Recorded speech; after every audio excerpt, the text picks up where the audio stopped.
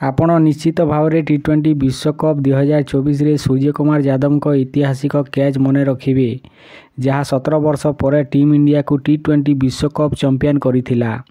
ଶେଷ ଓଭରରେ ଯେତେବେଳେ ଦକ୍ଷିଣ ଆଫ୍ରିକା 16 ରନ୍ ଆବଶ୍ୟକ କରୁଥିଲା ଏବଂ ଡେଭିଡ୍ ମିଲର ଷ୍ଟ୍ରାଇକ୍ରେ ଥିଲେ, ସେତେବେଳେ ହାର୍ଦିକଙ୍କ ବଲରୁ ଛକା ମାରିବାକୁ ଚେଷ୍ଟା କରୁଥିବା ବେଳେ ସୂର୍ଯ୍ୟ ତାଙ୍କୁ ସୀମାରେଖା ନିକଟରେ ଅତି ନିକଟରେ କ୍ୟାଚ୍ କରିଥିଲେ। ପରେ କ୍ରିକେଟ୍ ଜଗତକୁ ସେହି କ୍ୟାଚ୍ ସମ୍ବନ୍ଧରେ ଦୁଇଟି ଶିବିରରେ ବିଭକ୍ତ କରାଯାଇଥିଲା। କେହି ଏହାକୁ ଧରିବାକୁ ଆଇନଗତ ବୋଲି କହୁଥିବା ବେଳେ ଅନ୍ୟମାନେ ଅମ୍ପାୟାରଙ୍କୁ ଭୁଲ ନିଷ୍ପତ୍ତି ନେଇଥିବାର ଅଭିଯୋଗ କରିଥିଲେ। କିନ୍ତୁ ବର୍ତ୍ତମାନ ସୂର୍ଯ୍ୟ ନିଜେ ସେହି କ୍ୟାଚ୍ ସମ୍ବନ୍ଧରେ ପ୍ରଥମ ପ୍ରତିକ୍ରିୟା ଦେଇଛନ୍ତି। ପ୍ରଥମ ଥର ପାଇଁ ମିଲରଙ୍କ ଧରିବା ଉପରେ ସୂର୍ଯ୍ୟକୁମାର ଯାଦବ ପ୍ରତିକ୍ରିୟା ପ୍ରକାଶ କରିଥିଲେ।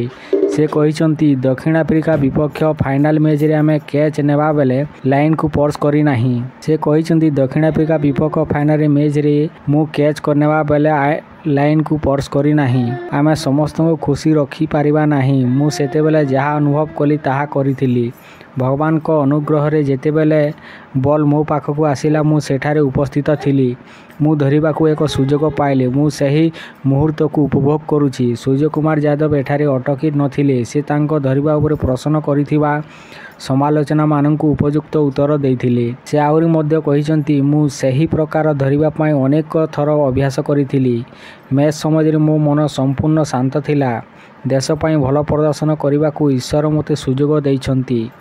ଆମେ ଆପଣଙ୍କୁ କହି ରଖୁଛୁ ଯେ ସୂର୍ଯ୍ୟଙ୍କ ସେହି କ୍ୟାଚ୍ ମ୍ୟାଚ୍କୁ ଭାରତ ସମ୍ପର୍କରେ ପରିଣତ କରିଛି। ଏବେ ଶେଷ ଓଭରରେ ଦକ୍ଷିଣ ଆଫ୍ରିକା ଦଳ ମାତ୍ର 8 ରନ୍ ସ୍କୋର କରିପାରିଲା ଏବଂ ଟିମ୍ ଇଣ୍ଡିଆ 7 ରନ୍ ମ୍ୟାଚ୍ ଜିତିଛି।